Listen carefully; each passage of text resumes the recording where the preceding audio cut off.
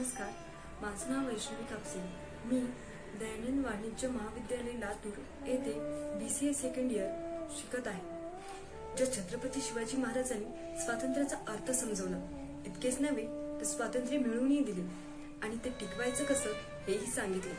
त्या छत्रपती शिवाजी महाराजांवर आधारित रणजित देसाई लिखित श्रीमंत योगी या पुस्तकाचे आज आपण समीक्षण करणार आहोत.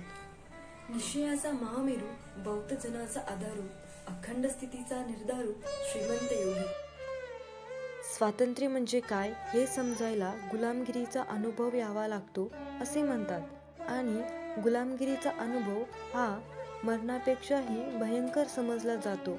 म्हणजेच गुलामगिरीतून स्वातंत्र्य मिळवणे हे मरणानंतर जिवंत होण्या इतकेच कठीण असते. पण काही ऐतिहासिक पुरुष असे असतात जे की गुलामगिरीला आपल्या घोड्याच्या टापेखाली उधळून लावतात आणि गुलामगिरीतून आपल्या मातृभूमीला मुक्त करतात, तिला जणू नवीन पुनर्जन्मच देतात.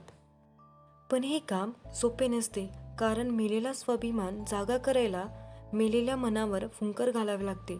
पण ज्या एका योगिनी महापुरुषांनी फक्त मनावर फुंकर घालायचं काम न करता करोडो मनावर अधिराज्य गाजवले आणि स्वराज्याचा जरी पटका डोळ्याने फडकवण्यास बळ दिले.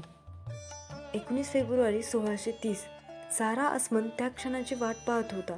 आजूबाजूच्या रयतेला याची कल्पना नसली तरी निसर्गाला त्या अधिशक्तीची पूर्ण जाणीव होती की आज सुखकर्ता राजा जन्माला येणार आहे. एक असा मातीतला राजा जो आपल्या मायभूमीला स्वातंत्र्य करीन. शेकडो वर्ष पारतंत्र्याच्या अंधारात चाचपडत असलेली महाराष्ट्र देशाला मुक्त करीन आणि क्रांतीची मशाल घराघरात पेट घेईन. आणि अखेर तो क्षण आलाच. शिवनेरीवर शिवरायांचा जन्म झाला. शिवाई या देवीच्या कृपेत त्यांचा जन्म झाल्यामुळे त्यांचं नाव शिवाजी ठेवण्यात आले. पण त्यातला छुपा अर्थ त्यावेळी उभ्या महाराष्ट्राला कळला नाही.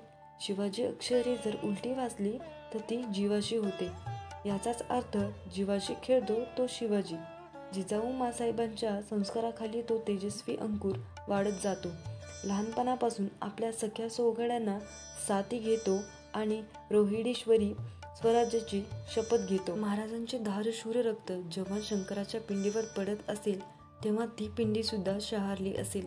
एका शिवाने दुसऱ्या शिवाला भरभरून आशीर्वाद दिला असेल. लेखक रणजित देसाई यांची श्रीमान योगी ही कादंबरी स्वराज्य निर्मित हेतू एवढी शुद्ध आहे. या कादंबरीची पहिली आवृत्ती 1941 साली प्रकाशित झाली. कादंबरीचे मुख्य पृष्ठ उघडल्यावर भगव्या रंगात रेखीव असे श्रीमान योगी असे लिहिलेले आहे. आतील बाजूस लेखकाचे नावही तसेच लिहिलेले आहे. त्यामागे शिवरायांची राजमुद्रा कोरली आहे. त्याखाली त्याचा भावार्थ सुद्धा लिहिलेला आहे. लेखक ही कादंबरी पुतळाराणी साहेबांना समर्पित करतो.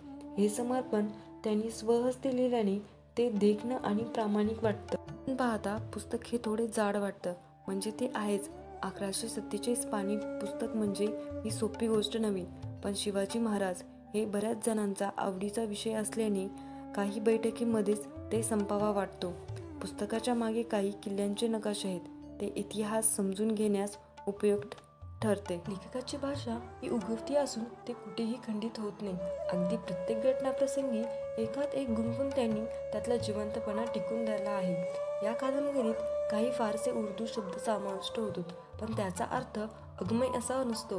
वाचकाला कळण्याजोगा असा त्याचा अर्थ आहे. त्यात काही शिवकालीन शब्द वापरण्यात आले असले तरी आपला मराठी भाषेचा बराचसा अभ्यास असला तर उपब्रह्माच्या माध्यमातून आता ते कसे बदलत गेले याची प्रचिती येईल. यात काही पुरावे देताना त्यांनी इतिहास तज्ञांचे मार्गदर्शन घेतलेले दिसते. शिवरायांच्या जीवनावर, चरित्रावर अनेक इतिहासकारांनी विविध प्रसंगाबाबत घुमत आहे. नायक मोठा करायचा म्हणजे खलनायक त्याहून मोठा साकारावा लागतो असे म्हणतात. पण हेच कसं देसाईने उत्तम साकारलं आहे. पुस्तकातील अक्षरांची लांबी आणि जाडी व्यवस्थित असून दीर्घकाळ वाचावी लागेल या हिशोबाने या पुस्तकाची अक्षरजुळणी केल्याचे दिसून येते. पुस्तकाची प्रस्तावना देखील वाचनीय आहे. भाषा इतिहासकालीन असून पण संवादमय आहे. वाचक अगदी जवळून त्या काळात जाऊन पाहत असल्याचे त्याला भासते. लेखकाचे हे यश आहे. हे ऐकून तुम्हाला जर शिवाजी महाराज जाणून घ्यायचे असतील त्यांच्या आयुष्यातील घडलेल्या प्रसंगांना मावळाहून समोर जायचं असेल तर तुम्हाला हे पुस्तक वाचायलाच हवे. धन्यवाद.